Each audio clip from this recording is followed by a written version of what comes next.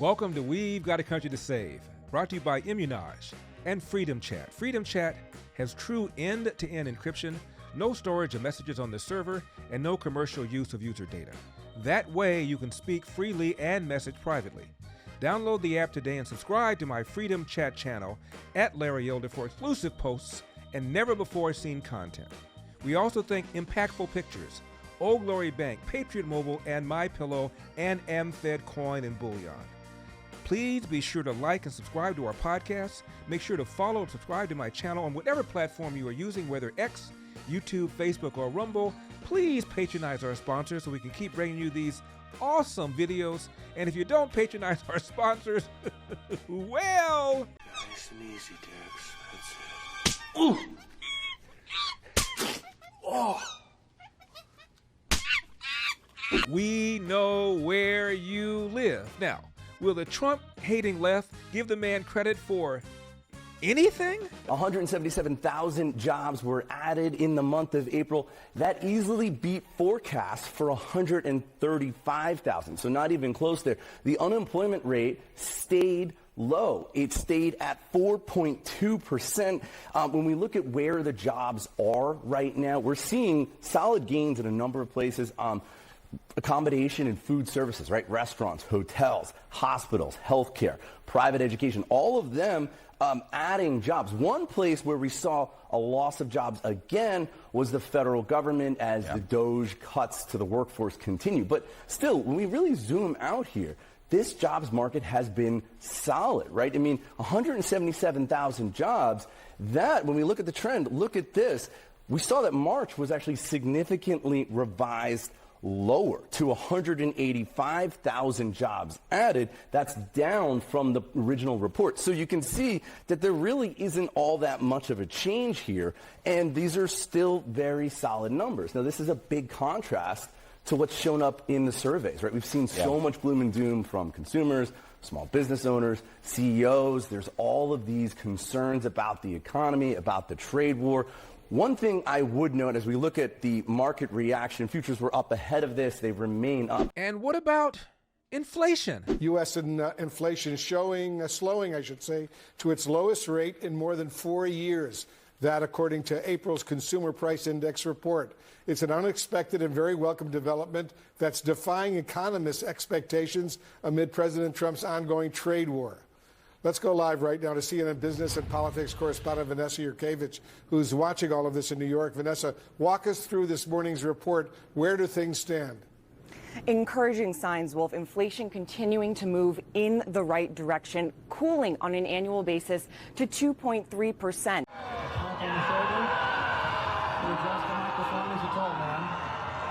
What about those borders that were wide open under Joe Biden, and after all, they couldn't be closed without comprehensive immigration reform, right? What's behind this drop in border crossings? Well, look, I think we have to first emphasize how stunning and remarkable this drop is. Fewer than 9,000 migrants were processed at the U.S.-Mexico border after crossing into the country illegally in February. That is compared to some days during the Biden administration when Border Patrol recorded more than that on 24-hour time spans, including up to 10,000 people in a single day. So it is a dramatic, stunning turnaround at the U.S.-Mexico border.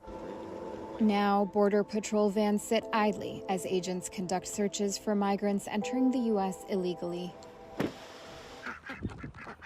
These days, all along the border, there is quiet. The Associated Press went on a ride-along with U.S. Border Patrol in McAllen, Texas on Thursday. No arrests were made in the 5-hour-long patrol. Things were similarly calm last month in San Diego, which was the busiest corridor for illegal crossings much of the last year. In a 6-hour-long patrol, agents apprehended only a handful of migrants they came across in the last half hour. What about the stock market getting back its losses since Liberation Day?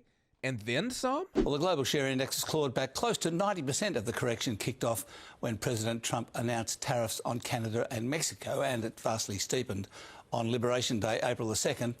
For context, the global index had a 10-month, 26% grizzly bear when inflation rose its head and the Federal Reserve pivoted towards tightening in December 2021. and it took 18 months to get back to 90% of its previous peak. So this has been a mere blip so far. Stocks mounted a gravity-defying rally, wiping out all losses from April's tariff shock. The relief rally is based on the expectation that the White House would sign trade deals soon.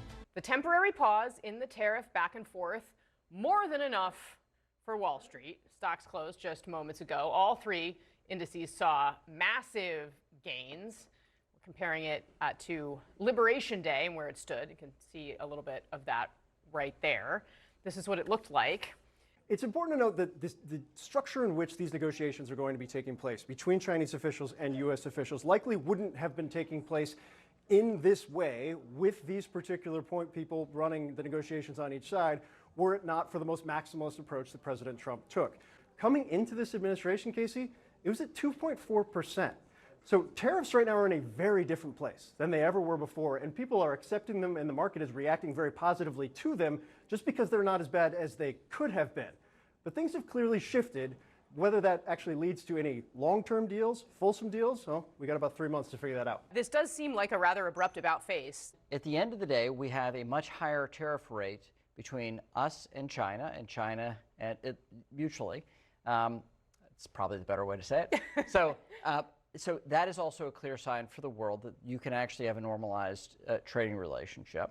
And then finally, what I think the big takeaway, and the markets are saying this right now, is this economy would be on an absolute tear with a little bit of certainty. What's happening with tax policy, regulatory policy, safety in the world, this is a new ball game, and with a little bit of safety and understanding about what's going to happen tomorrow on tariffs, everybody can start buying again, people can start living, things start happening again. This economy would be on a tear. And on tariff deals? So it's been more than a month, if you can believe it, since Donald Trump announced his sweeping and pretty ridiculous tariffs. But Mr. Art of the Deal, as he calls himself, has not yet struck a single trade deal, not a single one, with any single country. With this deal, the UK joins the United States in affirming that reciprocity and fairness is an essential and vital principle of international trade. The deal includes billions of dollars of increased market access for American exports, especially in agriculture, dramatically increasing access for American beef, ethanol, and virtually all of the products produced by our great farmers. In addition, the UK will reduce or eliminate numerous non-tariff barriers that unfairly discriminated against American products, but this is now turning out, I think, really to be a great deal for both countries because it'll be really great for the UK also. So they're opening up the country. Their country is a little closed, and we appreciate that. They'll also be fast-tracking American goods through their customs process, so our exports go to a very, very quick form of approval, and there won't be any red tape. Things are going to move very quickly both ways. The final details are being written up in the coming weeks. We'll have it all very conclusive, but the actual deal is a very conclusive one. We think just about everything's been approved. So good for both countries, and we'll also receive new market access for American chemicals, machinery, and many other industrial products that weren't allowed. Mr. Prime Minister, please take it away. Thank you, Mr. President, Donald, and this is a really fantastic, historic day in which we can announce this deal between our two great countries, and I think it's a real tribute to the history that we have of working so closely together. Can I pay tribute, Donald, to your negotiating team as well, particularly Howard and Jameson, who've done an incredible job, a very professional job. And my team as well. Two negotiating teams have worked at pace now for a number of weeks to bring in this deal today. Really important deal. This is going to boost trade between and across our countries. It's going to not only protect jobs but create jobs, opening market access. And as you say, Donald, the timing couldn't be more apt because not only was it 80 years ago today that victory came for Europe after and at the end of the Second World War. But of course, on that day, the UK and the US stood together as the closest of allies. And Donald, I think, even down to the hour, because you may or may not know that it was about this time of day, exactly 80 years ago, that Winston Churchill announced victory in Europe. And that led to great celebrations across Europe, across America, but particularly in the United Kingdom. Literally people going out into the street, putting bunting up, going up to the palace. And so to be able to announce this great deal on the same day, 80 years forward, almost at the same hour, and as we were 80 years ago, with the UK and the US standing side by side, I think is incredibly important and makes this truly historic. Has not yet struck a single trade deal, not a single one, with any single country. We are very close on India, and in India, just a little inside baseball, India in a funny way is easier to negotiate with than many other countries because they have very high tariffs and lots of tariffs. So it's much easier to confront the direct tariffs when, as we go through these unfair trade deals that have been put in over decades, that the non-tariff trade barriers can be much more insidious and also harder to detect. So a country like India, which has the posted and ready tariffs, it's much easier to negotiate with them. So, I think the India negotiations are moving well. Speaking to reporters outside the White House, Trump has said talks with India were going great. India's coming along great. I think we'll have a deal with India. The Prime Minister, as you know, was here 3 weeks ago, and they want to make a deal. These comments come just hours after the Indian Commerce Ministry released an update on the talks, saying the two countries had made positive progress. The release added that during the meetings in Washington, D.C. last week, fruitful discussions were held on a wide range of subjects, covering tariff and non-tariff matters. It said that the negotiating teams from both sides discussed the pathway for concluding the first tranche of the trade agreement by fall this year. Has not yet struck a single trade deal, not a single one, with any single country. In addition, yesterday we achieved a total reset with China after productive talks in Geneva. Both sides now agreed to reduce the tariffs imposed after April 2nd to 10% for 90 days as negotiators continue on the largest structural issues. And I want to tell you that a couple of things. First of all, that doesn't include the tariffs that are already on, that are our tariffs, and it doesn't include tariffs on cars, steel, aluminum, things such as that, or tariffs that may be imposed on pharmaceuticals, because we want to bring the pharmaceutical businesses back to the United States, and they're already starting to come back now based on tariffs. This does not include any sector-specific tariffs that have been put across all of our trading partners. And as the ambassador said, I think he would agree with me that the upside surprise for me from this weekend was the level of Chinese engagement on the fentanyl crisis in the United States. They brought the Deputy Minister for Public Safety, who is not traditionally part of the trade team or the negotiating team, and he had a very robust and highly detailed discussion. Question: how did President Joe Biden deal with the Chinese after Trump 1.0 negotiated a deal to stop them from stealing intellectual property, to stop the forced transfer of technology, and for China to do something about fentanyl? What has to happen is it has to be fair for the American people. But in January 2020, President Trump produced a template. We had an excellent trade agreement with China, and the Biden administration chose not to enforce it.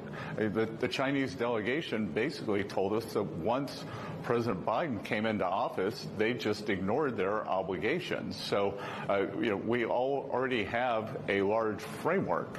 The other thing to remember here, Jonathan, is that this is a pause down to 10%.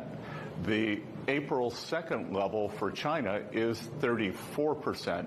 So we will be working to see where their final reciprocal number ends up. And the negotiations are a combination of tariffs, non-tariff trade barriers, currency manipulation, and subsidies of labor and capital. On drug prices, remember what President Biden said? Here in America, it will not surprise you to know that we pay the highest prescription drug prices of any developed nation in the world. Let me say that again. We pay the highest prescription drug prices of any developed nation in the world. That may surprise you. What may surprise you is we pay about 2 to 3 times what other countries pay for the same drug. There aren't a lot of things that almost every American can agree on. But I think it's safe to say that all of us, whatever our background, our age, where we live, we can agree that prescription drugs are outrageously expensive in this country. It doesn't need to be that way.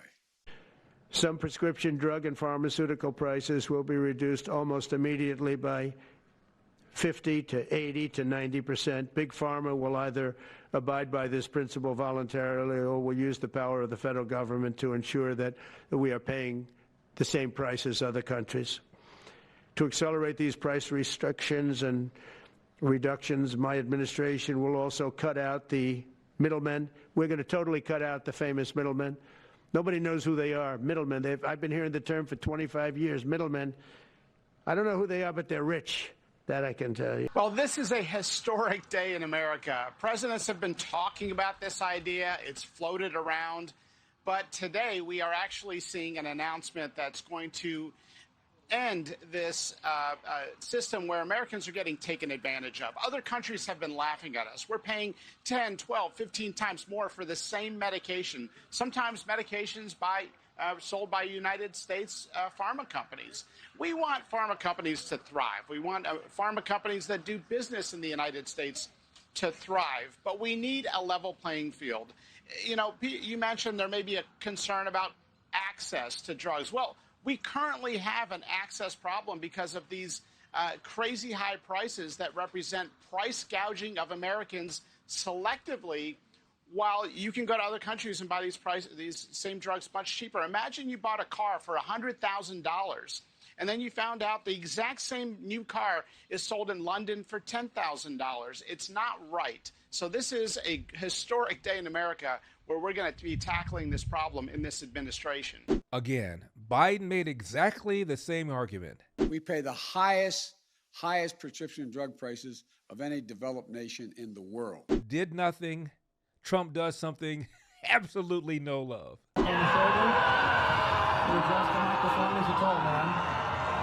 And about the violence between India and Pakistan. Looks like Trump has been able to intervene and tamp things down. My greatest hope is to be a peacemaker and to be a unifier. I don't like war. We have the greatest military, by the way, in the history of the world. I rebuilt our military in my first 4 years and rebuilt it into the most powerful military there is. And you saw that when I knocked out ISIS in 3 weeks. People said it would take 4 years, 5 years. I did it. We did it in 3 weeks. Just days ago, my administration successfully brokered a historic ceasefire to stop the escalating violence between India and Pakistan. And I used trade to a large extent to do it. I said, fellas, come on, let's make a deal. Let's do some trading. Let's not trade nuclear missiles. Let's trade the things that you make so beautifully. And they both have very powerful leaders, very strong leaders, good leaders, smart leaders. And it all stopped Hopefully it'll remain that way, but it all stopped. Do you really think Biden could have pulled that off? You cannot go to a 7-Eleven or a Dunkin' Donuts unless you have a slight Indian accent. I'm not joking. And about borders and immigration, don't look now, but the Liberal Prime Minister of the UK about uncontrolled immigration sounds a lot like, I don't know, let me think about it, I thought about it, Donald Trump! Let me put it this way. Nations depend on rules, fair rules. Sometimes they're written down, often they're not.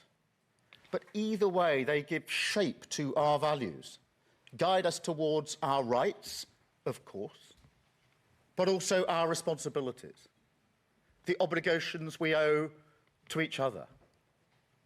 Now, in a diverse nation like ours, and I celebrate that, these rules become even more important. Without them, we risk becoming an island of strangers, not a nation that walks forward together. So when you have an immigration system that seems almost designed to permit abuse, that encourages some businesses to bring in lower-paid workers rather than invest in our young people, or simply one that is sold by politicians to the British people on an entirely false premise, then you're not championing growth, you're not championing justice, or however else people defend the status quo. You're actually contributing to the forces that are slowly pulling our country apart. So yes, I believe in this. I believe we need to reduce immigration significantly. Hey, Eldorados, you know I just had my birthday a few days ago, and I just turned, but honestly, I feel more like 43. The other day I was asked, yo, Eldersky, how do you stay so sharp? I said something about feeling young again, and then it hit me. I really do feel younger, and I'll tell you why. It's this stuff right here. It's called Immun'Âge. It's a 100% natural, anti-aging Japanese supplement made 100% of fermented papaya. I've been using it daily for the past few months, and I've noticed a real difference. My immunity is stronger. Energy's up. Even my skin is looking younger. Now, just pour this packet under your tongue. It's a powder. Let it dissolve. That's it. Tastes great. No pills to swallow. No hassle. If you want to look and feel younger and give your body something it'll thank you for, go to Immun'Âge.com. That's IMMUNAGE.com and use my code Larry at checkout. Immun'Âge, not too hard to pronounce, Immun'Âge.com, code Larry at checkout for 10% off. Please welcome to the program the CEO of Freedom Chat, Tanner Haas. My question, Tanner, is assume that instead of using Signal, they had been using Freedom Chat. Would what happened have happened? Well, I think there's a few reasons to suggest that it is likely that it would not have happened. Somebody was inadvertently added to a group chat, not with his phone number, but with the username. I had two friends. One is named Larry Elder. The other, same initials, LE. I accidentally added the wrong individual. That is really what happened. So let's make the phone number.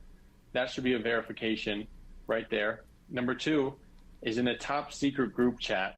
You should have an approval process. So if you and I are in a group chat, Larry, with a few other people, and I want to add somebody to that group chat, then everybody in the group chat should have to approve that individual that I'm attempting to add. And until that approval process takes place, he should not, or she should not successfully be added to the group chat. It looks like he took a screenshot of the chat. Doesn't look like he took it with another phone. Freedom Chat prevents screenshots and screen recordings entirely. And as you know, if you try to take a screenshot within Freedom Chat, all you'll get is a blank white screen. And we prevent media from being saved as well. What's occurred on Signal, Telegram, WhatsApp is they allow one account to be on multiple devices. That to me opens up the door for security vulnerabilities, phishing, hacking, abuse. So that means that your phone number, Larry, you can log in on your iPhone, your Android, your iPad, iPhone number 2. And the more devices you have out there, the greater likelihood that something's going to happen. With Freedom Chat, we do not allow that, or we put a priority over privacy and security compared to convenience. So your phone number can only be linked to one device. Somebody tried to log in on another device with your phone number, the messages wouldn't even decrypt. It would say send a message, but decryption failed. Don't watch from the sidelines. Invest in freedom, invest in your privacy, and be a part of history. Speak freely and message privately with Freedom Chat. Download the app today. Now to California Governor Gavin Newsom. He's now telling California cities to get rid of their homeless encampments or they will lose funds. Gavin Newsom cracking down on California's homeless crisis. The Democratic governor calling on cities and towns across the state to ban encampments on public property. William Lajeunesse is live in our LA newsroom. Interesting 180-degree turn for him. How are cities going to respond to the stricter policy? Well, John, the governor can't legally force cities to adopt this ban, but he can attach strings to state monies. But there are two stories here, right, John? One is what does it say about the governor's political ambitions? But two, the issue itself. Despite $25 billion that Newsom has spent on solving the homeless crisis, it's actually worse. Today, the governor is going to ask cities to ban homeless encampments, forcing people off sidewalks, parks, and underpasses, off private public land, and into shelters. Now, critics say such bans criminalize homelessness, something most Democrats oppose. Here's Newsom 6 years ago. This is a national disgrace. Yeah. It's happened on our watch. We own this. It's not that complicated. Look, homelessness can be solved. In fact, they haven't. In fact, today, 2/3 of California's 187,000 homeless live in tents, cars, or outdoors. Critics say it is cruel to forcibly clear encampments, traumatizing vulnerable people. 21 years ago, as San Francisco mayor, Newsom promised to end homelessness in a decade. We know that the answer to homelessness is no longer housing, housing, housing. It's a little more nuanced and complex than that. It's housing and supportive services. That hasn't really worked really well either, John. While Newsom can't force cities to arrest people or ban encampments, he could require them to meet certain benchmarks if they want to share in $3 billion in state homeless grants. That is what he's going to talk about later today. Critics say he has unfairly tried to shift blame on this to local governments for policy and performance failures in his own administration. But today's action suggests that he is owning it more, and he's trying to clean up California's image before he enters maybe another chapter in his political life when his governorship ends next year. Back to you. This is the same Gavin Newsom who during the 2021 recall election, I was there, literally urged homeless people from around the world to come to California. He said, and I'm quoting, "I'm proud of people from around the world looking at California again for opportunity. And that again, that should not just be for certain people. All people should aspire to that California dream, regardless of their income level and regardless of their lot in life." End of quote. Condolences. The bum's lost. My advice to you is to do what your parents did. Get a job, sir.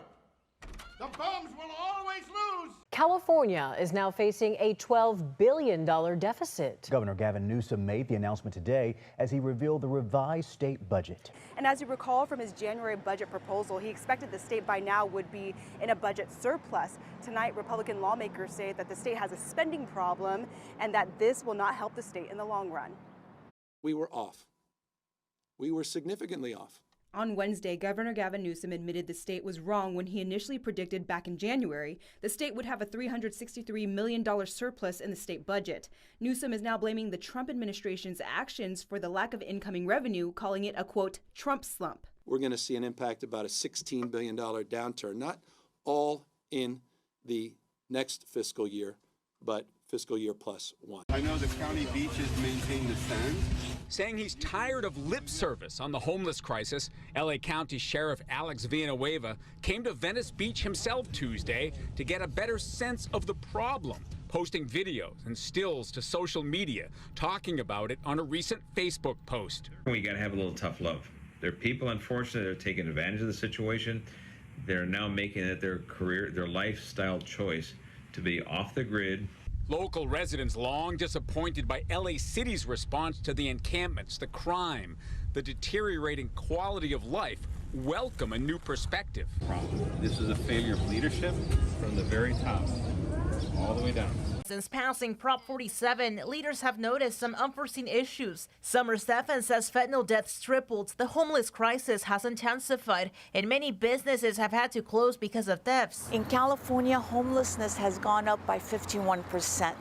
And the researchers say it's directly tied to this proposition, to this fact that there's no incentive. I would love to believe that. He's just, he's been, loosely pulling away the football so many times over the last several decades.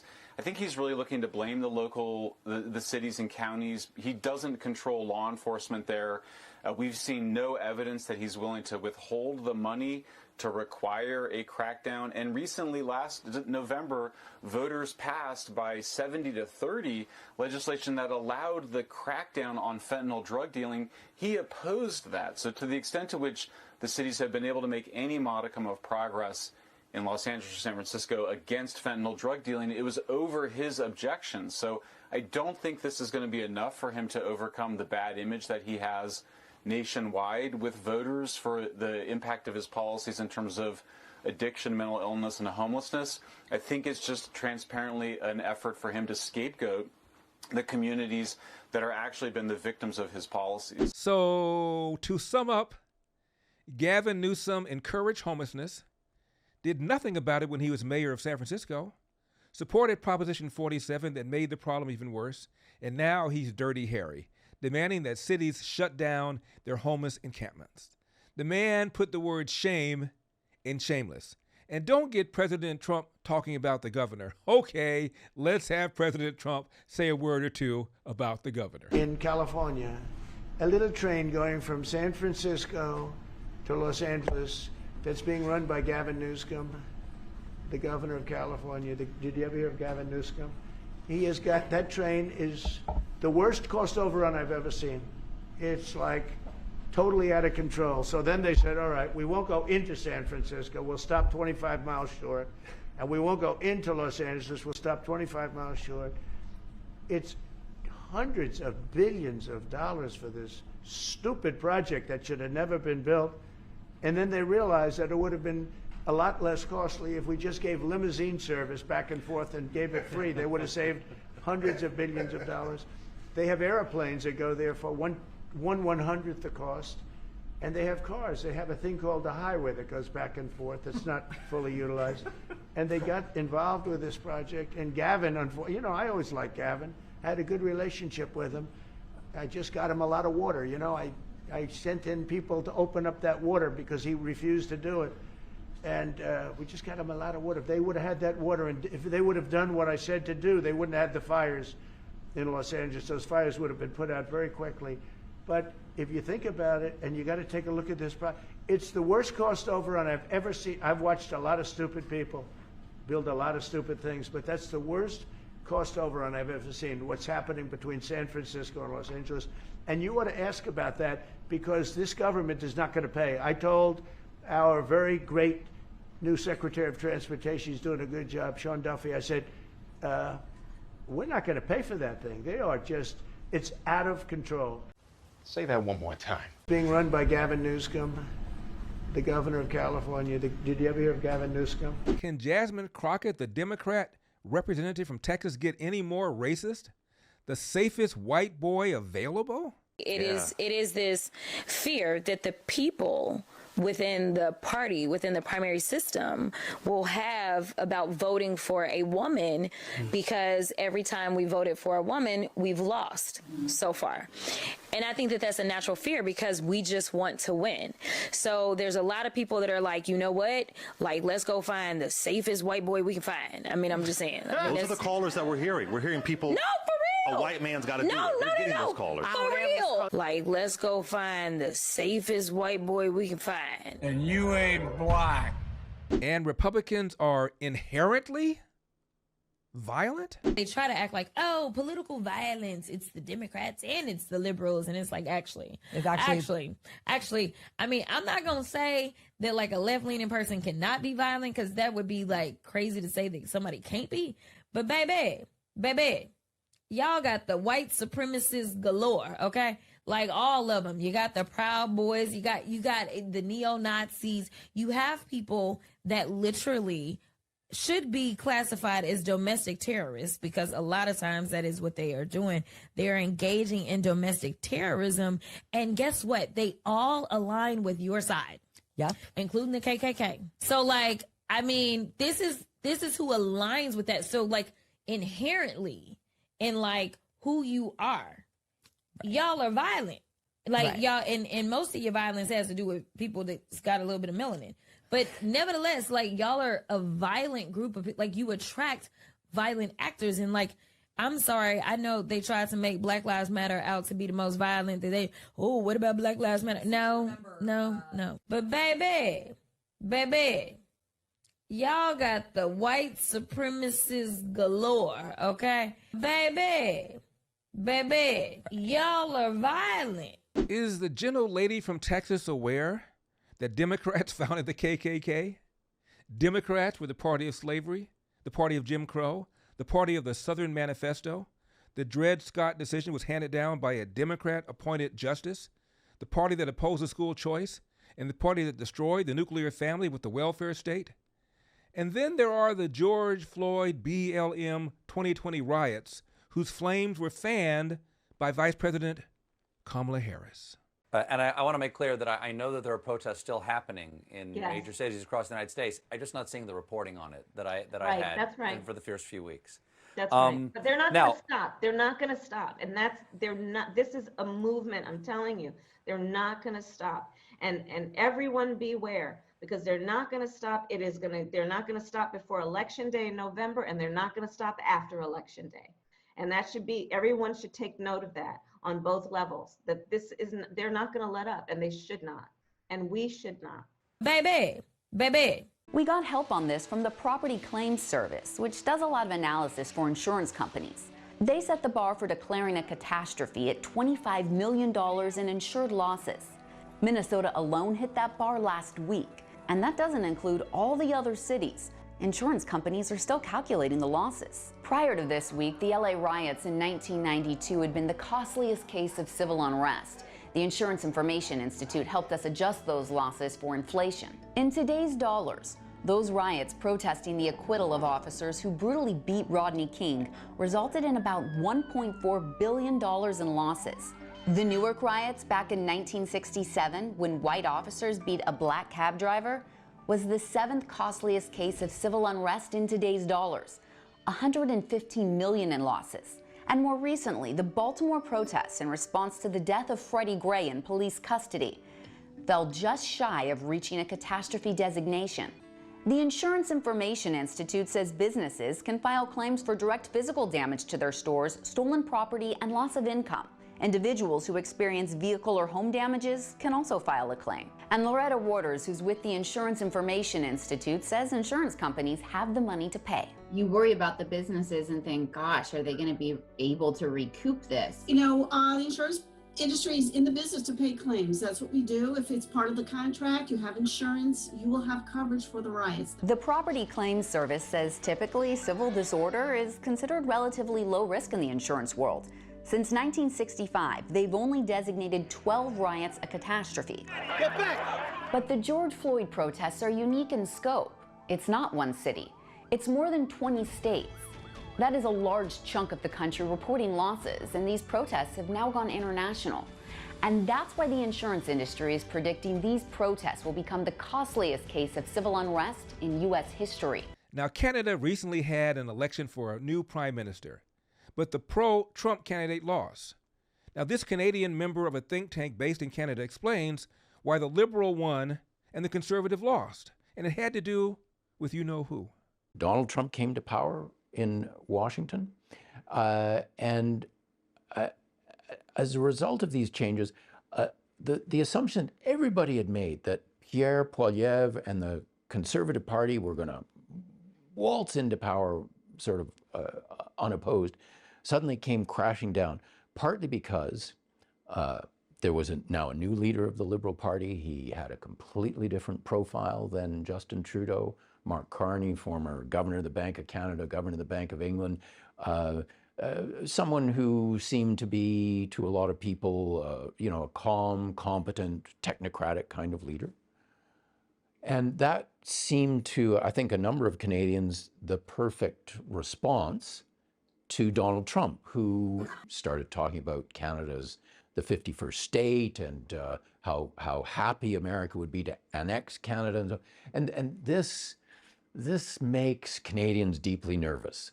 You know, one of the important reasons why Canada exists as a country is because at several points in our history, we kind of asked ourselves, do we want to be Americans? And the answer was no, we want to, yes, we're a New World country.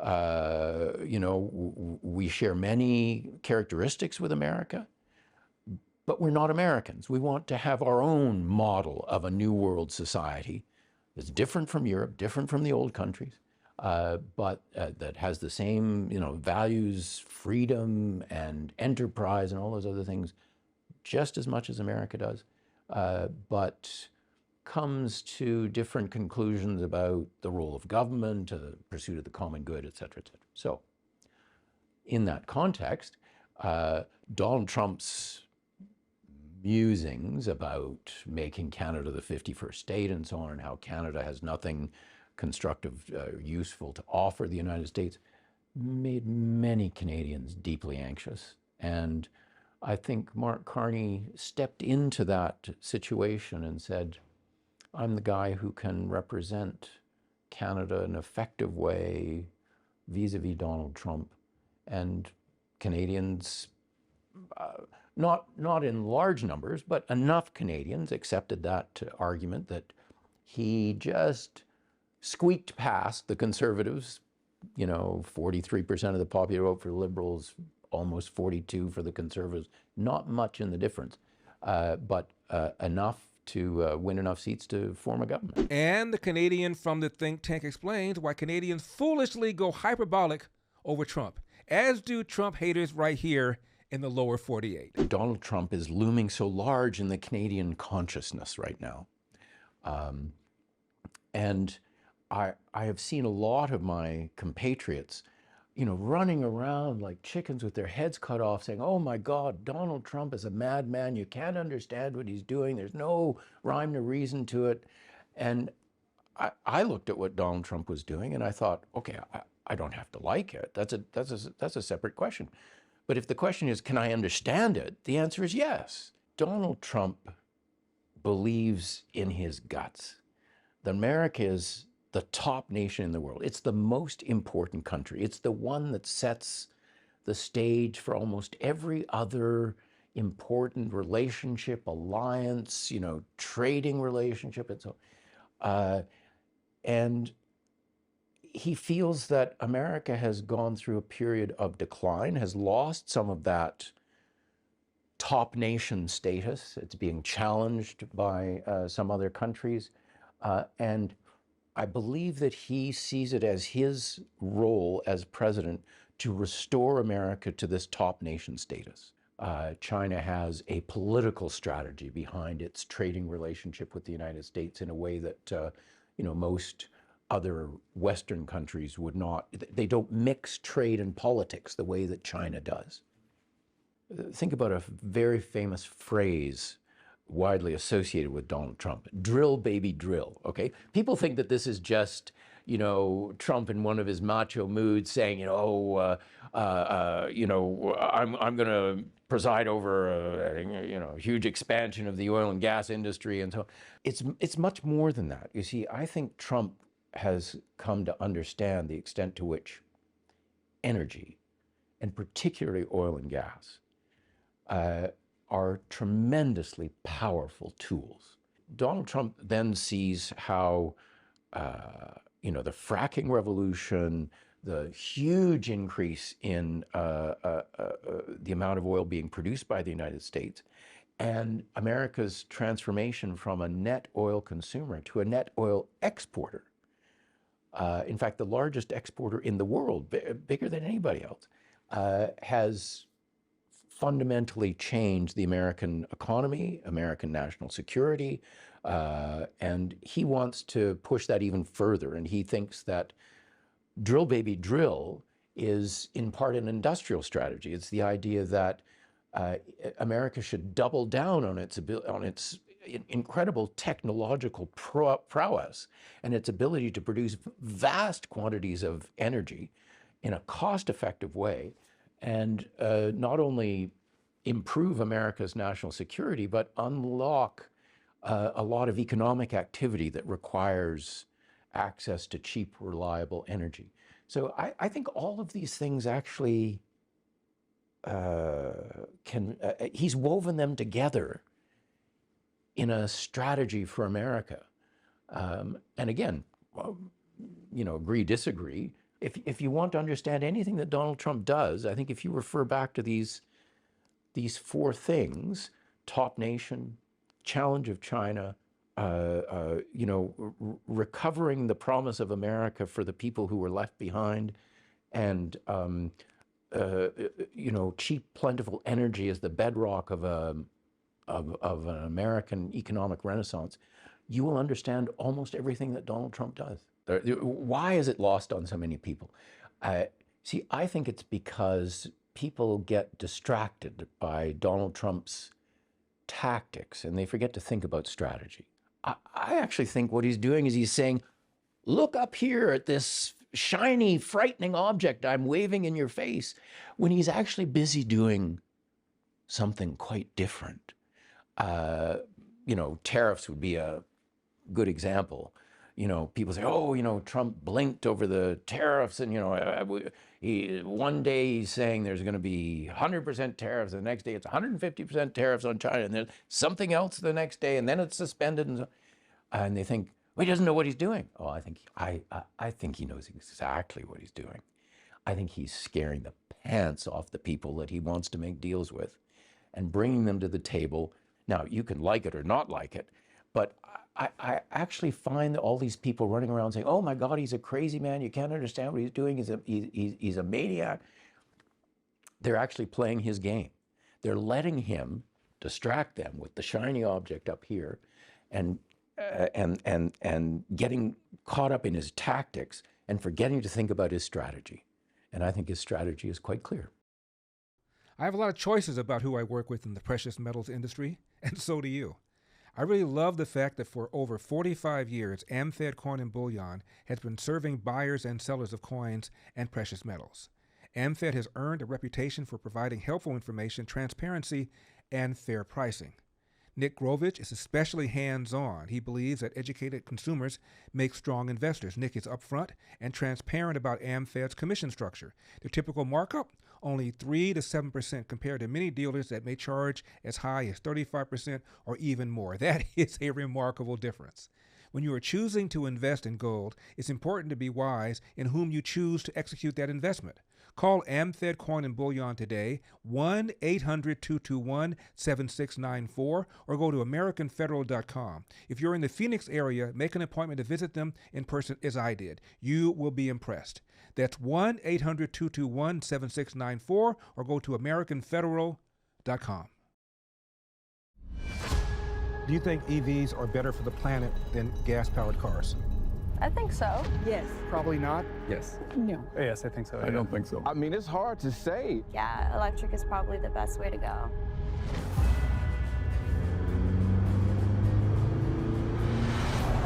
When I first began hearing this business about net zero emission, I felt conflicted. We will eliminate in the state of California the sales of internal combustion engines. And most countries in the world have already signed up for it. I love my gasoline-powered cars. I don't want the planet to be damaged, so I just don't know what to believe. Is it really true that electric vehicles are better for the planet than gasoline-powered vehicles?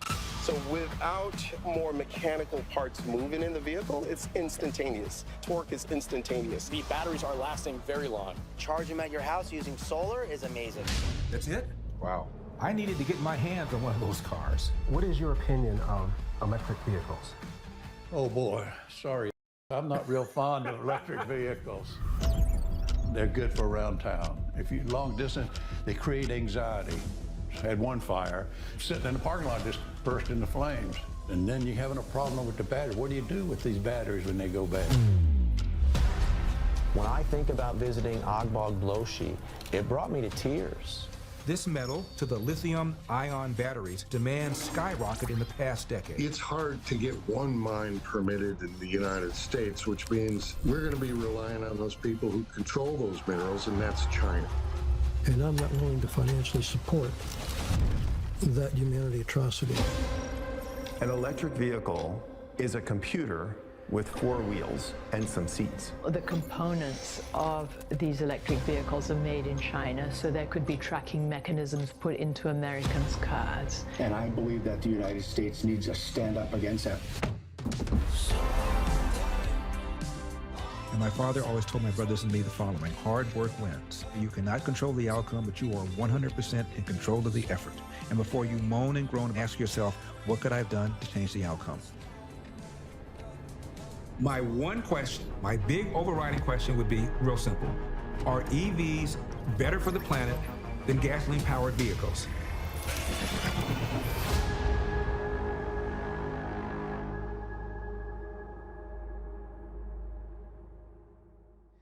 And this brings us to the $400 million jet that Qatar reportedly may donate to the Department of Defense for Trump's use while president, after which the jet would then go to the Trump Presidential Library. On Qatar, has Qatar asked for anything in exchange for that $400 million luxury jumbo jet? And how can the American people be so sure that they will not in the future? Well, I think what happens with the plane is that, we're very disappointed that it's taking Boeing so long to build a new Air Force One. We have an Air Force One that's 40 years old. And if you take a look at that compared to the new plane of the equivalent, stature at the time, it's not even the same ballgame. You look at some of the Arab countries and the planes they have parked alongside of the United States of America plane. It's like from a different planet. And it's close to 40 years old, might be more than 40 years old now. And we, when I first came in, I signed an order to get it built. I took it over from the Obama administration. They had originally agreed. I got the price down much lower. And then when the election didn't exactly work out the way that it should have, a lot of work was not done on the plane because a lot of people didn't know. They made change orders that were so stupid, so ridiculous. And it ended up being a total mess, a real mess. And when I came back, I said, by the way, what's going on with the Boeings that are coming in? Well, sir, they're way behind. And they are. They're way behind. They were way behind. Another mess that I inherited from Biden. And it's going to be a while before we get them. And I think Qatar, who has really, we've helped them a lot over the years in terms of security and safety. I think they, and very, very nicely, and I have a lot of respect for the leadership and for the leader, Qatar. And I think they knew about it because they buy Boeings. They buy a lot of Boeings. And they knew about it. And they said, we would like to do something. And if we can get a 747 as a contribution to our Defense Department to use during a couple of years while they're building the other ones, I think that was a very nice gesture. Now, I could be a stupid person and say, oh, no, we don't want a free plane. We give free things out. We'll take one, too. And it helps us out because, again, we're talking about we have 40-year-old aircraft. The money we spend, the maintenance we spend on those planes to keep them tippy-top is astronomical. You wouldn't even believe it. So I think it's a great gesture from Qatar. I appreciate it very much. I would never be one to turn down that kind of an offer. I mean, I could be a stupid person and say, no, we don't want a free, very expensive airplane. But I thought it was a great gesture. And I think it was a gesture because of the fact that we have helped and continue to, we will continue to, all of those countries, Saudi Arabia, the UAE, Qatar, and others. We keep them safe. If it wasn't for us, they probably wouldn't exist right now. And I think this was just a gesture of good faith. Now, I get not trusting Qatar. Maybe somebody ought to start the plane before the president gets on it. Their fingerprints are all over the first and second attacks of the World Trade Center, and they've been involved in exporting terrorism. But the very same people who looked the other way when the Biden crime family pocketed as much as $27 million peddling Biden's influence are now railing about the possibility of foreign influence if Trump accepts the jet. Donald Trump is set to accept a very pricey gift from the royal family of Qatar, taking delivery of a Boeing 747 that will be used as Air Force One during his second term. The very lavish gift is raising substantial ethical and legal questions, and we want to talk about it now with Richard Painter. This is legal, in my view, only with consent of Congress. That's what the Emoluments Clause of the United States Constitution says, that a person holding a position of trust with the United States government cannot accept a gift from a foreign government without the consent of Congress. That's very, very clear. We can't have our president or anyone else being influenced by foreign government gifts. Now, of course, the Emoluments Clause of the Constitution does not have a specific penalty attached, but the House of Representatives can impeach a government official for accepting unconstitutional emoluments from foreign governments. During Donald Trump's first term, this was limited to hotel rooms and patronizing his golf courses and all the shenanigans going on with foreign governments. That led to investigations by the House of Representatives and also to some litigation against Donald Trump. That issue was never resolved, but now we have emoluments on a much grander scale, foreign emoluments. I don't even know where to begin with the appearance of impropriety or the security concerns of getting a plane. Who wants to start? I can say they're doing this legal rationale, which is that they're not giving it to Trump, they're giving it to the Air Force, who then is giving it to Air Force One, and then they will give it to the presidential library afterward. So they clearly are trying to get around at least the spirit of the Emoluments Clause. Yeah, but also, look, there is a foreign government could not give a president $400 million in cash, or at least I don't think they can. Give it a minute. And so there are obvious ethical discussions and questions and considerations and reasons that the Constitution was written in a way to try to prevent foreign influence on U.S. leaders. So all of that stuff becomes part of this conversation for very obvious reasons. You know, frankly, from the standpoint of the Biden family, which has been engaged in widespread, I would argue, criminal corruption for decades, there was really no other choice because the windows were closing. Not just the tax case and the gun case where Hunter was looking at getting sentenced, but let's remember there is an ongoing Foreign Agents Registration Act violation investigation going on. The prosecutors in the tax case alluded to this in the summer in their documents, saying that the money that Hunter failed to pay taxes on were part of a foreign influence peddling scheme that was still under investigation. Now, the problem is, who is the influence being peddled to? That would be Joe Biden himself. So I think from the perspective of Joe Biden and not wanting to be caught and not facing potential criminal liabilities, he had to issue this pardon because it de facto guts the investigation of the FARA violation, which would implicate him. This thing was seen as corrupt by a lot of people. The Bidens plowed forward, and Joe Biden not only didn't discourage his son from doing it, he actually encouraged him. He would bring him as vice president of the United States on trips on Air Force Two when he was on official visits, and while he was meeting with foreign government officials, Hunter Biden was trying to cut deals with corrupt businesses or government officials in the countries that his father was traveling in. Joe Biden once said, "Where's the money?" Where's the money, Peter? Yeah, that's one of the abiding mysteries, right, Larry? I mean, so here's what we know. We know that millions, tens of millions of dollars were transferred to the Biden family. It's not speculation. We first, my research team and I, we first broke the story of the Biden foreign deals in 2018 in Secret Empires. Hit number one on the New York Times bestseller list. But then we got more details with the Hunter Biden laptop in 2020. Where you actually saw the emails from a Chinese official, for example, saying, hey, we might wired you the $5 million. We know when Jim Comer's committee, which I think has done a great job, got involved and could actually issue subpoenas and get banking records, that money actually flowed to those accounts in the Biden family. The question is, where did all that money go? $31 million is what we believe came from China. I know that Comer has slightly different numbers. We're basing ours on what was on the laptop. And of course, he's looking at banking records that have been made available to him. But the bottom line is tens of millions of dollars. And yet you see reports, like it was just reported a couple of days ago, that Hunter Biden, I think, owes $300-something thousand in back rent on the Malibu house that he's renting. So that's the abiding mystery, but there's no question that the money arrived, that the Biden family received the money, that it was circulated among 3 generations of the family. I don't know if it's simple mismanagement. I don't know if the money's being hidden. We have looked long and hard to see if there are any, sort of foreign bank accounts that might be stashed with cash. But that's one of the abiding mysteries in all of this.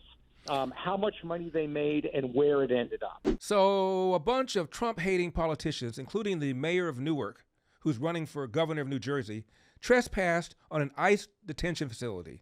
Aren't these the very same people that railed against Donald Trump for pardoning or commuting the sentences of people who, quote, attacked police officers, close quote, on January 6th? Right now, I think that the Republican Party owns a monopoly on hypocrisy when it comes to supporting or their supposed support of law enforcement. Because tonight, the leader of the Republican Party pardoned hundreds of violent cop assaulters.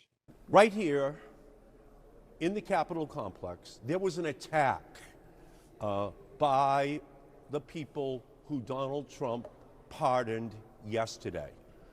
It is absolutely irresponsible. We had hundreds of police who were harmed physically and mentally. I was very matter of fact. It wasn't my opinion. On January 6th, people attacked police officers, and that's not okay.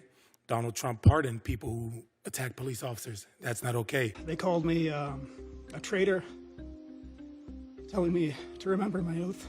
I was beaten, crushed, kicked, punched, surrounded.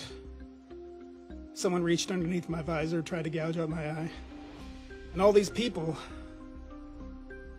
were just pardoned by Donald Trump. Donald Trump does not back the blue. He backs the coup. The enforcement of the federal immigration laws is a federal responsibility. Congress has oversight of it, but members of Congress who are not acting as Congress, they're acting as individuals, they don't have any more right to obstruct the operations and certainly to create situations that endanger and in some cases reportedly have resulted in assaults on federal officials. They don't have any power to do that.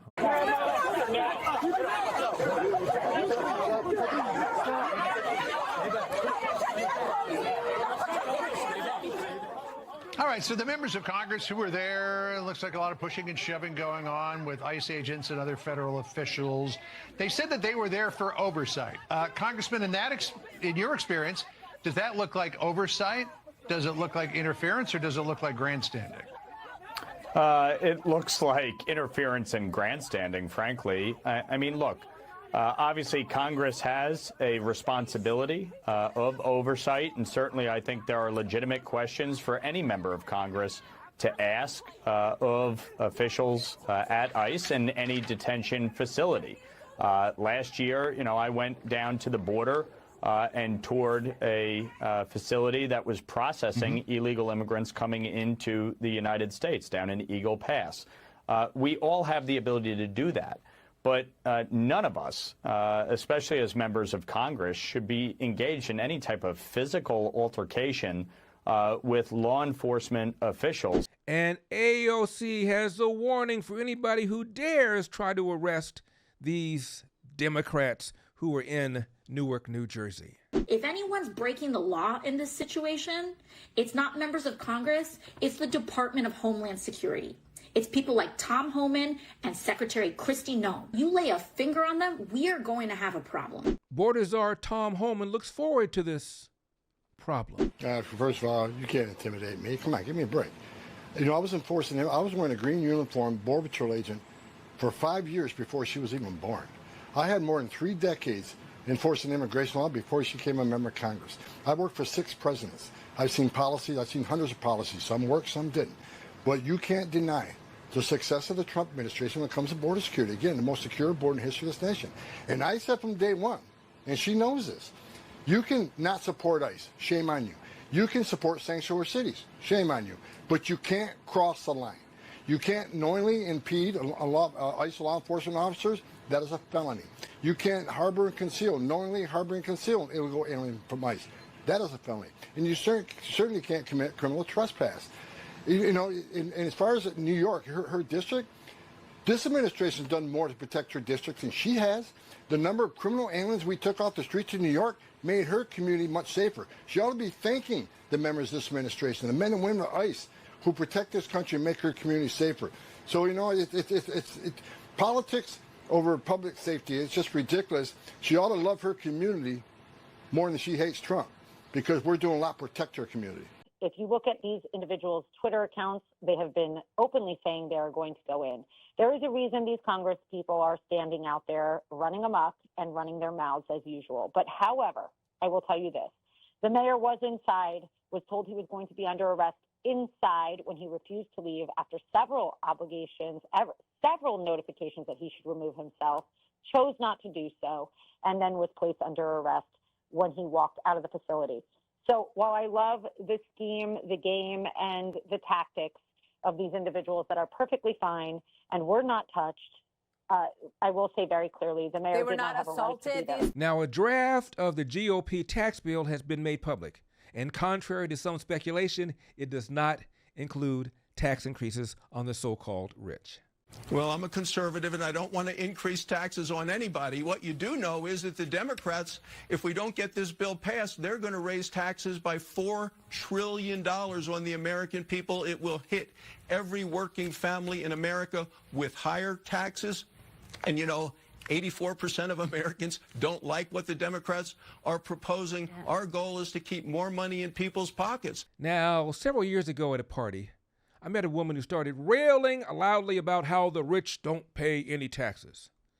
So I said very politely, what percentage of the federal income taxes do you think is paid by the top 1%, meaning those who earn about $350,000 or more? Of that group, I repeated, what percentage of all the federal income taxes do you believe is paid by this top 1%? She said, probably nothing, maybe 1 or 2%.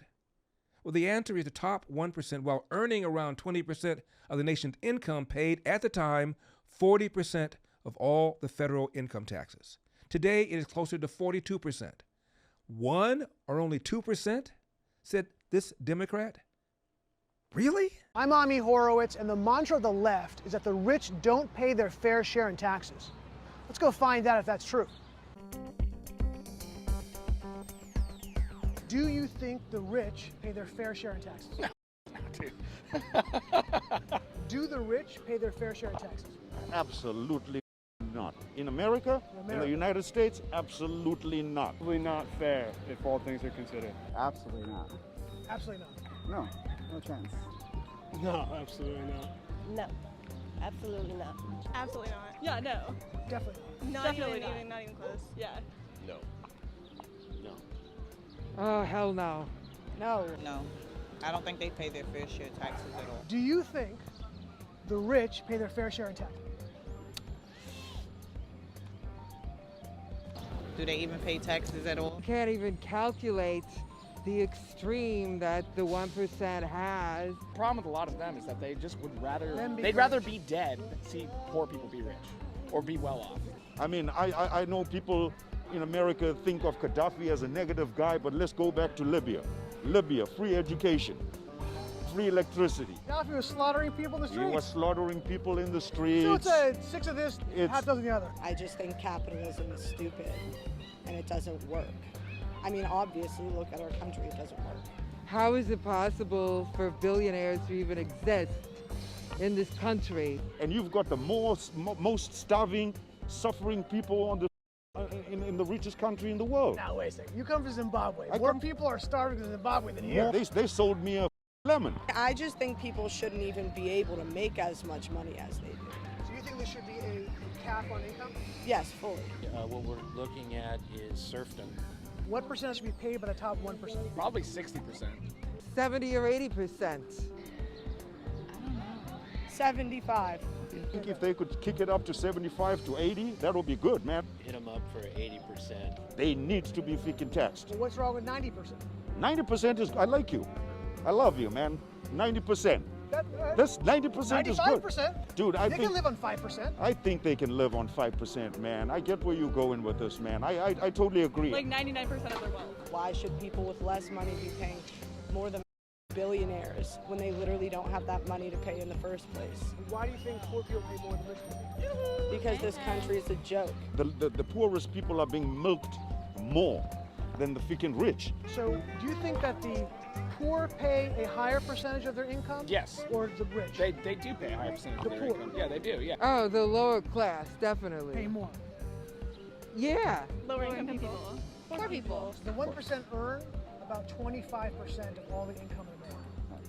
So there you go. If we're talking about fair share, then, you know, if you're bringing in 25% of the income, 25% of the taxes should also That would be fair. come. Yeah, I would think so, yeah. And would you be surprised if I told you that the top 1% pay 40% of all I would be taxes? surprised, yeah. Would it surprise you if I said the rich, the 1%, pay 40% of all taxes in America? Interesting.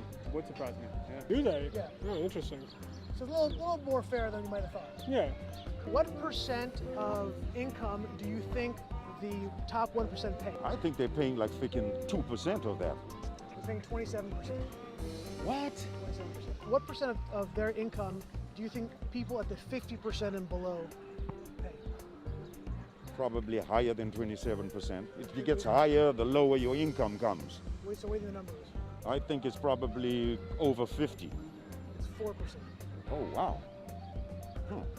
Interesting. That's a little more fair. Yeah, that sounds fair.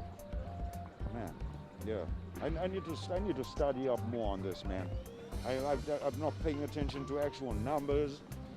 Would it surprise you if I said that the top 1% pay 27% of their income in taxes? 27%. And the bottom 50% pay 4% of their income in taxes. Really? Does that surprise you? Yes. Does that seem more fair? It would be pretty fair. Oh, wow. Yes, I would. I didn't know that. Is that surprising? Yes. Does that seem more fair? Because I feel like it's, yeah, it would definitely seem fair. Telling me that's a reality? 100%. Wow. I'm shocked. Seems like the bottom pay a little more.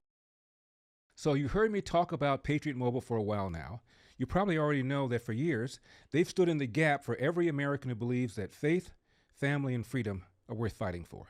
They are the real deal. But did you know they've got cutting-edge technology too? Switching is easy. No store visits, no hassle. Keep your number, keep your phone, or upgrade.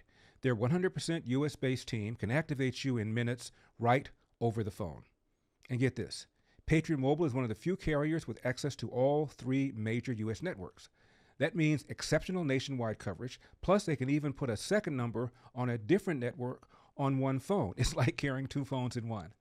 They have unlimited data plans, mobile hotspots, international roaming, internet on-the-go devices, and home internet backup. You can't get this from the big guys. So what are you waiting for? Make the switch today and experience the Patriot Mobile difference. Go to patriotmobile.com/Larry or call 972-PATRIOT, and right now use promo code Larry for a free month of service. Switch to Patriot Mobile and defend freedom with every call and text you make. That's patriotmobile.com/Larry or call 972-PATRIOT. Why isn't your bank asking, what's in your heart? When big banks cancel your account because they don't like your politics, or they share your transaction data with the government, it's no wonder they don't ask what's in your heart. That's not what they care about. Old Glory Bank is different. We're the pro-America online bank that protects your privacy, security, and liberty. Started by Dr. Ben Carson, Larry Elder, and John Rich, we proudly serve customers in all 50 states. Open your account in minutes at oldglorybank.com. We stand with you. MyPillow is excited to announce that they are extending the mega sale on overstock clearance and brand new products. This is your chance to grab incredible deals on some of MyPillow's most popular and newly released items. For example, save $40 on the new spring MyPillow bed sheets available in any size and color. These luxurious sheets are designed for maximum comfort and breathability, perfect for a great night's sleep. Looking for a meaningful gift? Save 30% on the brand new My Crosses, inspired by the one Mike has worn every day for over 20 years. These beautifully crafted crosses come in both men's and women's designs and are proudly made right here in the good old US of A. Get the 6-piece bath or kitchen towel sets for just $39.98. Initial quantities are extremely limited, so do not wait. And don't forget the best-selling standard MyPillow, now just $17.98. Plus, orders over $75 ship free. Go to MyPillow.com and use promo code Larry or call 800-890-1843 to order right now. That's MyPillow.com, promo code Larry, or call 800-890-1843 to order right now. What about this business of the head of France and the head of the UK supposedly concealing their cocaine use?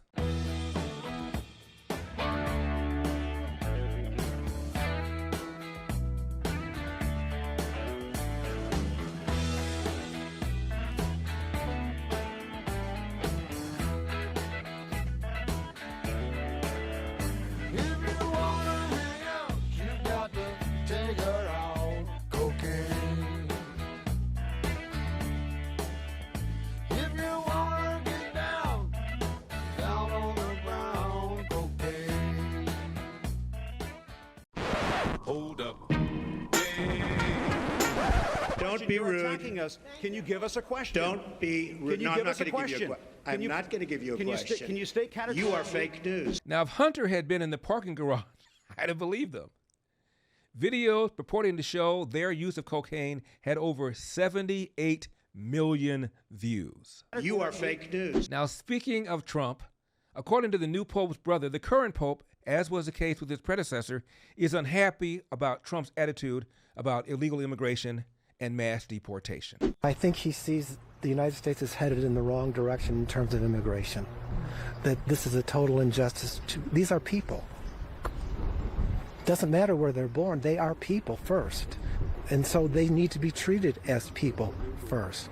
I just hope others, here and overseas, that it doesn't turn political because, oh, he's an American, he's going to screw the church up.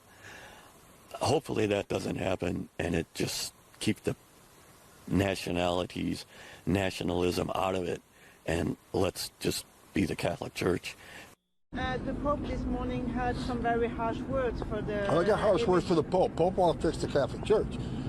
I'm saying this as a lifelong Catholic. I was baptized Catholic. I was First Communion as a Catholic. Confirmation as a Catholic.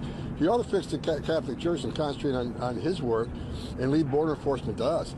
He wants to attack us from securing our border. He's got a wall around the Vatican, does he not?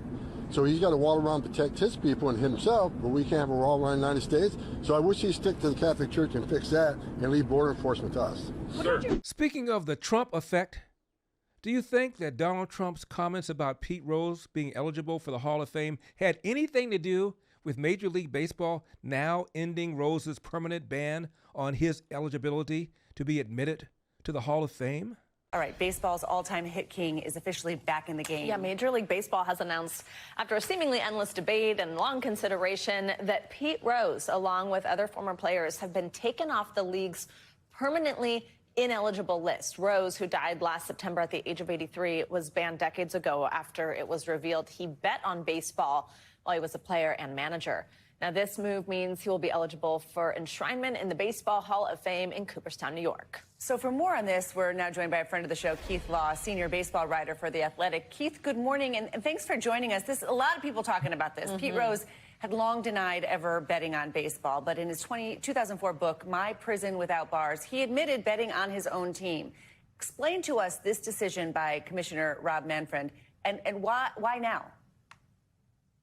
Yeah, it is a little bit surprising. So the decision is that any player who's on that permanently, obviously that word doesn't mean what I thought it meant, ineligible list, players who have since passed away may be reinstated off of that list. In other words, he's redefining the list to say that it only lasts as long as the player or manager, whoever's banned, is alive. And what this really does procedurally is allow them to be considered for the Hall of Fame. It doesn't really do a whole lot else, which leads to the question of why now? Well, one, I think this is pretty clearly an attempt to curry favor with President Trump, who's made some noises about wanting to see Pete Rose reinstated. Major League Baseball has a number of things coming up, like a big CBA negotiation where the federal government may get involved, or Trump may simply make some statements. So this may be an attempt to get into his good graces. Also, I believe tonight is Pete Rose night in Cincinnati anyway. They're playing the White Sox. Several former White Sox players were also reinstated. I'm going to guess that had something to do with the specific timing of this announcement.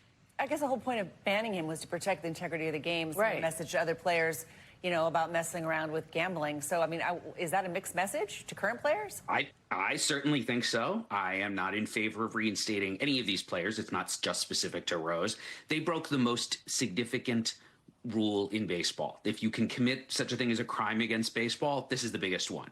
He bet on games, all of these players bet on games in which they were specifically involved. And while Pete Rose did sort of admit what he'd done, he never fully came clean or fully made amends for what he did, betting specifically on games when he was managing, not all games, so that it was very clear there were some games where maybe he wasn't trying as hard, or he was simply sending a signal to the bookmakers, hey, I don't think we're going to win tonight, but I think we're going to win tomorrow because I'm betting on that game instead. So I agree. I think this is a bit of a slap in the face to people who've spent their lives not just in the sport, but trying to protect its integrity as a whole. New this morning, President Trump planning to pardon Reds legend Pete Rose. This was announced late last night, and WLWT News 5's Richard Childs joining us from Great American Ballpark with the latest here. What's this all about, Richard?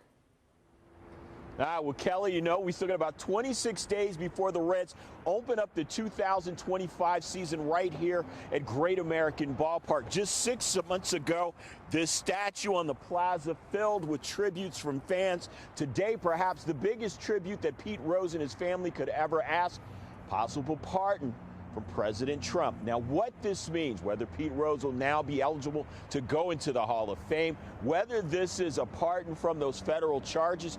Rose, of course, was sentenced for tax evasion going back to 1989, before that ban from baseball in 1990. We don't know, but the president, clearly a fan, wanting to see what he describes as justice for Pete Rose, of course, the greatest ball player to come out of this Queen City. Now, Rose spent 6 months in prison in the 1990s after pleading guilty to tax evasion. Considered Major League Baseball's hit king, Rose was banned from Major League Baseball and from the Hall of Fame for those allegations, which Rose did not admit to until 2004. Now, taking a look, these are President Trump's words, posting onto social, saying of the next few weeks, he will be signing a complete pardon of Pete Rose, saying Rose should be placed in the Baseball Hall of Fame. Now, again, the Reds opening up the 2025 season, taking on the Giants right here at Great American Ballpark, March the 26th. Pitchers and catchers, of course, spring training already underway, but this is certainly going to send shockwaves through Reds Nation, gearing up for this season. Now, Major League Baseball waited until Pete Rose died. Some say that Pete Rose not only bet on baseball as a manager, but also as a player. He ultimately admitted that he did it as a manager. I don't think he ever admitted that he did it as a player, despite the evidence.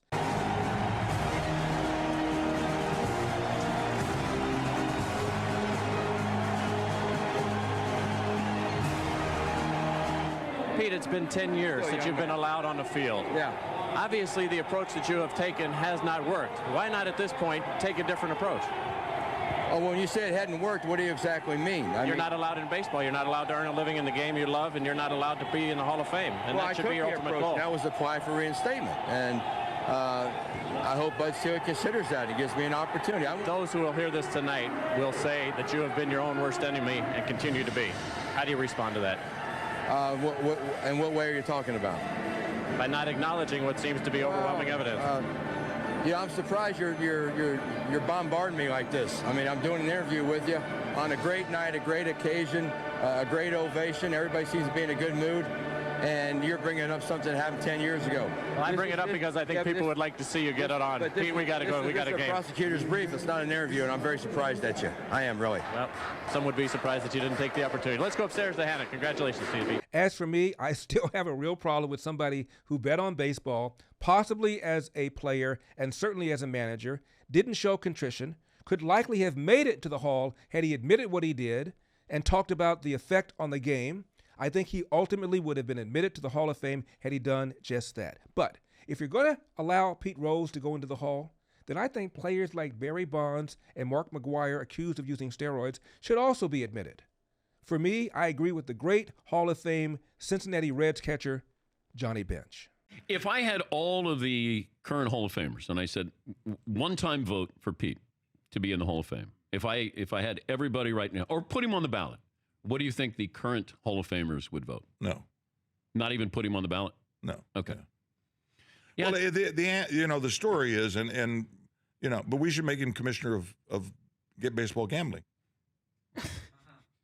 I mean, if it sounds so ridiculous, but if they're going to start gambling in baseball, maybe do it. But the thing that I tell people is, people who say yes that he should be, then I say, do you have kids?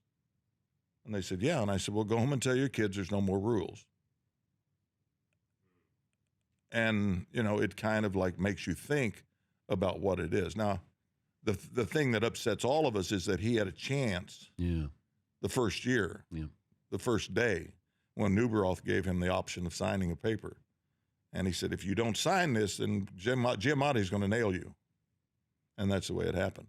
But I had 3 different meetings with commissioners, with Siegel and Bud, and I said, look, so we gave him, we wrote it out, had it written out, Ms. Schmitty and Morgan and I, and had it written out, do this, do this, do this, and then you'll be, you have a little time and then put you on the, but it didn't happen. Yeah, no. And all he had to do, he had to show contrition and give back. Imagine if he went to all the minor leagues and just said, I'm going to tour the minor leagues for baseball and talk about what I just did do. I had career suicide. And if he did that, I really feel like he would have. That was the commissioner, offer. Hall of Famers. That was one of the offers, yeah.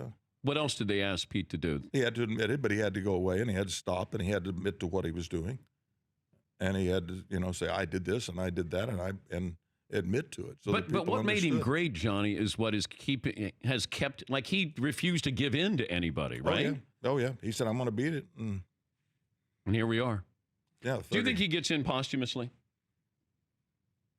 I don't know. I'll probably be dead by then, too. Yeah. So I don't know. Did Kanye West accuse Piers Morgan of taking inches off his Johnson? I watch what you put out on X. You got 32 million followers, so you're one of the most followed people. See, wait. Now look right now. You're not gonna take inches off my bro. Like, how many followers do I have? Well, how many is it? I think you could do the study. You got a whole staff over there. I thought it was 32 million. How many is it? You obviously know. I mean, no. I mean, don't help them out. They. I'm told it's 33 million now. So congratulations. You're slightly bigger following than I thought. No, congratulations. Your information is correct. You're not just some, dude trying to sub. I'm a gift, bro. You know what I mean? Why do all you people in media act like you haven't played my songs at your weddings or graduations or at funerals or when your child was born? You take somebody that's living like a Lennon, a Michael Jackson, and you just take all this time to just, like, that nuance right there. It's idiotic. It just shows the hate that you put out for people that put love. There's so much love in the art that I put out. With all due respect, what are you talking about? I haven't said anything. What are you talking about? It's 30. Okay, now you're not taking accountability or responsibility. You said it. You implied I haven't played your music. Of course I played your music. No, sir. This is what you get for now. We can circle back when you can count. Okay. I think you've made your point, Goldfinger. Thank you for the demonstration. Choose your next witticism carefully, Mr. Bond. It may be your last. Oh, God didn't make little green apples. The purpose of our two previous encounters is now very clear. I do not intend to be distracted by another. Good night, Mr. Bond. There's no such You thing expect me to talk? as Dr. Seuss. No, Mr. Bond, I expect you to die. There is nothing you can talk to me about that I don't already know. God didn't make little green apples. It don't. You're not gonna take inches off my dick, bro. Finally, just when you think things cannot get any worse under President Trump, they do. Breaking news, everything is bad. It's just as terrible as you imagined, and probably worse. With more, we go to Tom Lee Cruz. Tom Lee. We're all in danger, Dan Lee. Jesus, what can we do? Absolutely nothing. It was good knowing you, Tom Lee. I can't say the same. That was unnecessary. We're just now getting in reports that all the children have exploded. They will be missed. Let's check in with Olivia Lee Rodrigo. Olivia Lee, where are you? That's none of your business. Do you hear that? Cut the music. Do you hear that? What do you hear? That's the sound of us slowly dying. Can you hear it? I can hear it. It's louder in my left ear. Olivia Lee Rodrigo reporting I from actually where have some I more am. questions for you. Okay, we're going to go to Kevin Lee Costner, who has more with politics. No, I don't. Let's send it over to our senior correspondent, Nick Lee Minaj. Look at this chart. Let's bring it up. What am I looking at here? I don't know, but it doesn't look good. That looks bad. Yeah, it's probably bad. Let's go to our eye in the sky, Timothy Chalamet. Timothy. Man, I am so high up right now. You are in a helicopter. I didn't know that when I got in. I thought it was a weird car. What do you see up there? Everything. It's too much. We were never supposed to see this. I need to go back down. You stay right there. We're going to go to commercial. Have you recently lost a child because they exploded? Because that's crazy. How are we all not talking about this? I feel like that really got glossed over real quick. That's a huge thing. Call Tedley. 555 call Tedley. I want to talk about this. Call Tedley now. And we're back. Let's check in with Morgan Lee Freeman with sports. Morgan Lee. I just want to take this sports time to say that whatever you hear about me in the next 24 hours is completely false. People are going to say things and have documents and recordings to back up what they say, and it's just not real. You should believe me and not their solid evidence. Knicks take it by 2. This is when champions are born. We're going now to Frankly Sinatra with the weather, Frankly. It's everywhere. We won't be hearing from him anymore. Coming up, a cat learns how to water ski and then drown.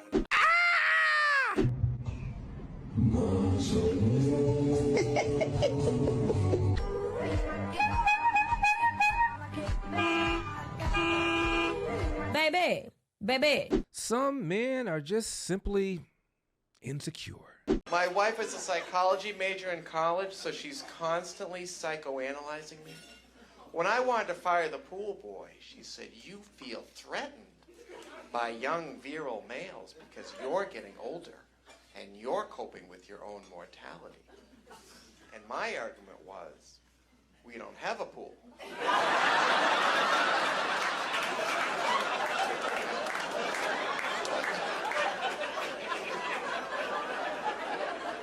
What is Enrique doing here?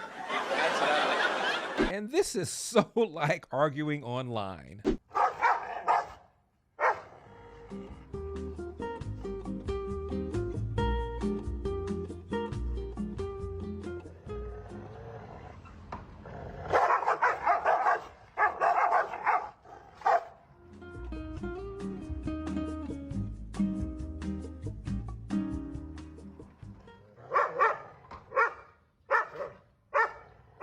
And one last request. Englishman, Irishman, Scotsman and a Welshman captured by the Iraqis.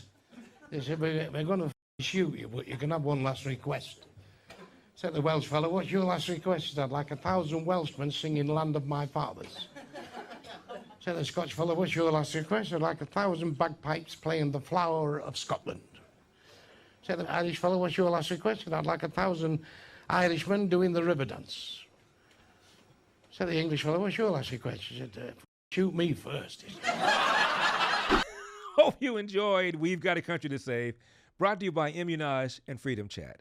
Freedom Chat has true end-to-end encryption, no storage of messages on the server, and no commercial use of user data. That way you can speak freely and message privately.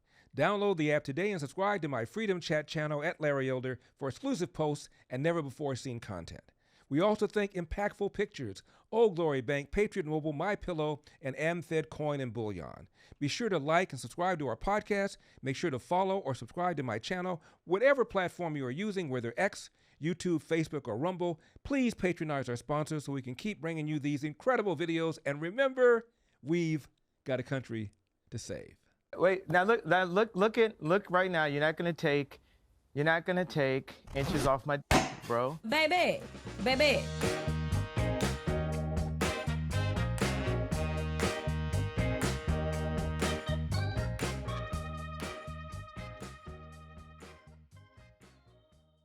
Brand new shirt at LarryOldishop.com.